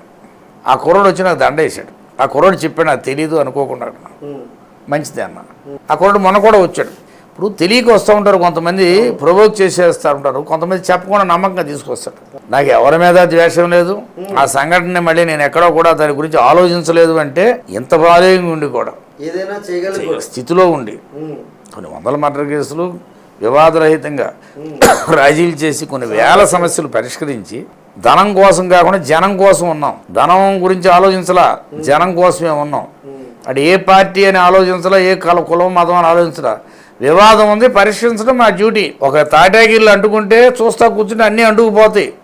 ఆరిపేస్తే తాటాకి అని ఎందుకు చెప్పాను, సమాజం అనేది సున్నితమైంది. ఎవరో వాళ్ళు అపోహలతో చేశారు, దాని వెనకాల ఎవరున్నా వాడు పొందిన లాభం లేదు. దాని వెనకాల ఎవరున్నారో తెలిసిందా? తెలిసినా వాళ్ళు నష్టపోయారు. ఉహు. దాంట్లో పాత్రధారులు ఎవరో లేరు. వాళ్ళందరూ కూడా ఇది ఉహు.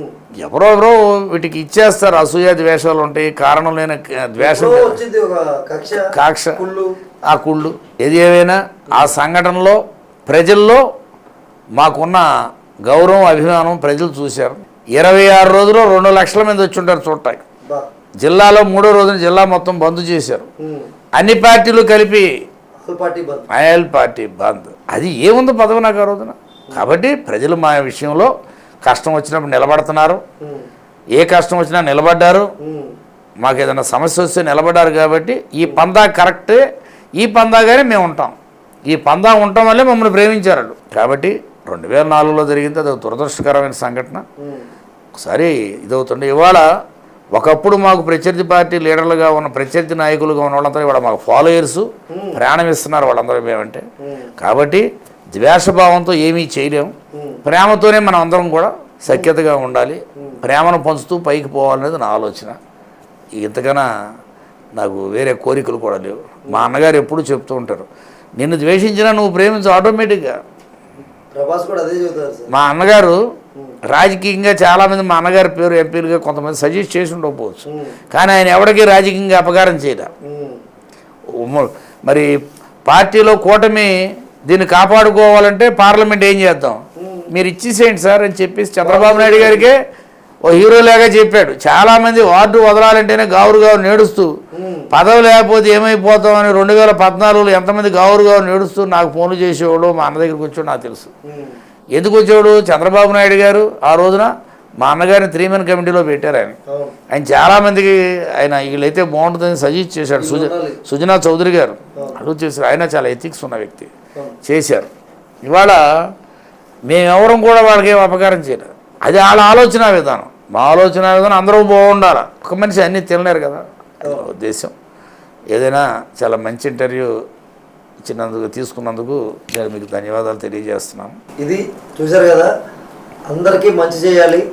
పార్టీలతో కానీ, మతంతో కానీ, కులంతో కానీ, ఏ రాజకీయ నాయకుడైనా, అధికారంలో ఉన్న ఏ రాజకీయ నాయకుడైనా, ఎమ్మెల్యే అయినా, ఎంపీ అయినా, ఏ పదవిలో ఉన్న వాళ్ళైనా వాళ్ళ ఈ అన్నింటినీ పట్టించుకోకుండా ప్రజలే దృష్టిగా సమాజ శ్రేయస్సే లక్ష్యంగా పనిచేస్తే రాజకీయాల్లో 10 కాలాల పాటు పెద్ద పెద్ద రాజకీయ నాయకులు, మహామహులు ఎలాగైతే రాజకీయాలు చేశారో, సమాజ స్థాపన ఎలా జరగాలని కోరుకున్నారో అలాంటి సమాజాన్ని స్థాపించాలంటే మనలో ఉన్న కుళ్ళుని, ద్వేష రాగాల్ని వదిలేసి రాజకీయ నాయకులు సమాజం కోసం పాటుపడాలని, ప్రజలు కూడా వాళ్ళ వంతుగా ముందుకొచ్చి వాళ్ళ గ్రామాలని, వాళ్ళ నియోజకవర్గాలని, వాళ్ళ మండలాలని వాళ్ళ వంతుగా కూడా బాగు చేసుకోవాలని, ఇలా అన్నీ జరిగి ఒక మంచి సమాజాన్ని మనం చూడాలని కోరుకుంటున్నారు బుల్లయ్య గారు. మనం కూడా అలాంటి సమాజాన్ని చూద్దాం. ఇది ఈరోజు ఇంటర్వ్యూ. మరో ఇంటర్వ్యూలో మళ్ళీ కలుద్దాం. అంతవరకు సైనింగ్ ఆఫ్, మీ త్రినాథ్.